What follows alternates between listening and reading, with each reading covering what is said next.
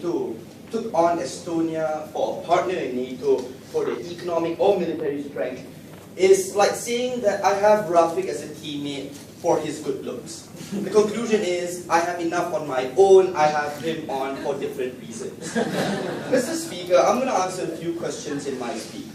First and foremost, I think the government's case in this debate is contingent upon one issue alone, which is that NATO will not protect its allies in the instance that, that these individual states under austerity, who already, as opening opposition said, contribute already less, but just want to contribute just a little bit less than the very little that they do anyway, ladies and gentlemen. And I'll prove to you that NATO has an overwhelming number of reasons why they will still protect Estonia, Lithuania, and other Baltic states from Russia.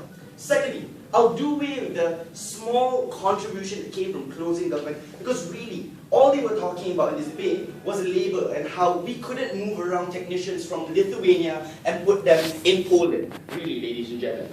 And lastly, I'll talk to you a little bit more about our extension in this debate. Firstly, let's talk about why we need to collectively still protect these countries at the end of this debate. The first concern that came up from government is that apparently Audi has a concern that the US may not have the funds or the resources to be able to protect all these individuals because we're spread out too thin and apparently we don't have the money for it. Ladies and gentlemen, this assumes that every single place or every single member state of NATO is in conflict or embroiled in some kind of violence with non-members of NATO. At the moment, we employ minimal protection within Baltic states, or for example, employ anti-ballistic missiles in Poland. They impose minimal cost on the United States of America, or relatively minimal cost, because all we need to do is deter Russian influence or Russian encroachment there. We don't need to employ boots on the ground and to employ in a full-scale war with Russia, which would incur the kind of cost that they want to talk about. Japan is relatively stable. We don't think we have to fight there either. Even if we're spread thin, we don't think the budget cost on the United States of America or other allied states of NATO is huge in this instance, so that's not a concern.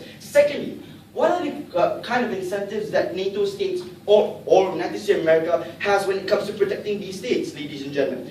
We're not only talking about, like opening opposition, keeping people happy, or just wanting to have some moral standing in the United Nations Security Council. It goes a lot further than that, ladies and gentlemen. You have foreign military bases. You have immediate access of troops when it comes to conflict and war, ladies and gentlemen. You have the ability to use their airspace when it comes to conflict, and the ability to refuel your tanks as well as your jets in those states. Those are real-world military benefits as well as military realities that are strategic for United States of America or France to combat any enemies within the region, i.e. Russia, i.e. China. And in those instances, we don't need Poland or Estonia to give us the marginal amount of money on this side of the house, because there's an overwhelming military cost to not protecting these states, ladies and gentlemen. They then ask us why Russia is not really a threat in this instance. We think not. We think that they have an extreme amount of incentive to protect Baltic states from countries like Russia and China, Asia.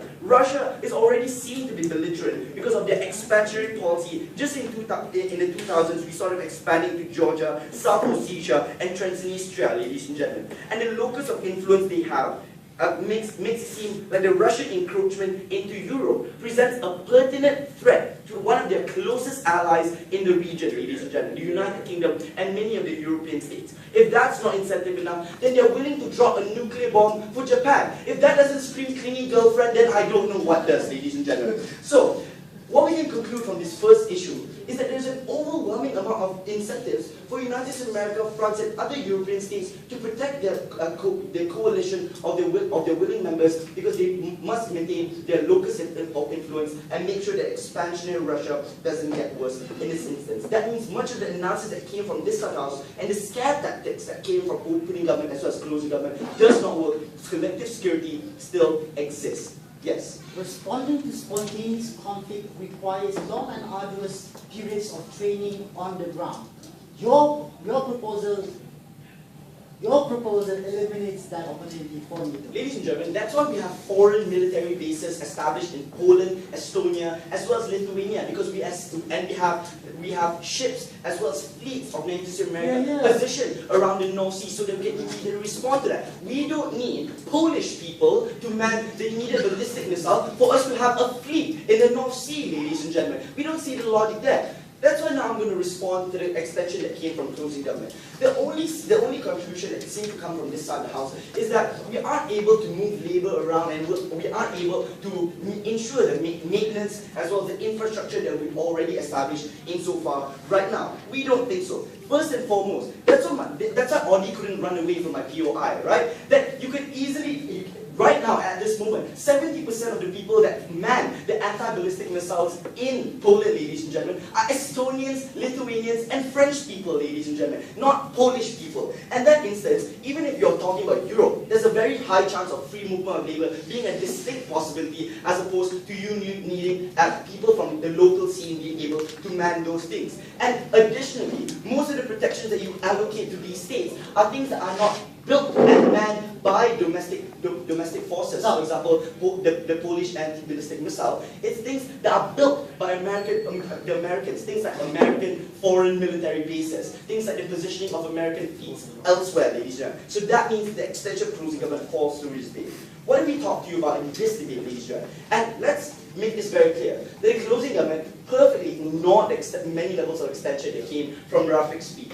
If your concern is about foreign direct investment, as Sarah said, then that's why Rafik told you that marketing yourself as a commitment to growth and economic growth and not putting into something that doesn't have economic output like military spending is a very good way to attract foreign direct investments later. We think there's a direct incentive for America to protect its assets abroad. For example, incentivizing McDonald's to keep businesses open because they have the incentive to keep Russia, they have the incentive to keep Greece and other Baltic countries afloat, ladies and gentlemen. Essentially, if you spend more on military spending, that means you have less economic ability to give up loans, incentivize businesses, and you have to raise tariffs in this instance. But more importantly, ladies and gentlemen, we're talking about the election of insular and radical political politicians in this instance, which receive no response from closing government. These are the kind of politicians that create insular states. They want to shield them off of the world global economy, and not only are they in austerity right now, they're going to be in austerity for a very long time. We are very proud.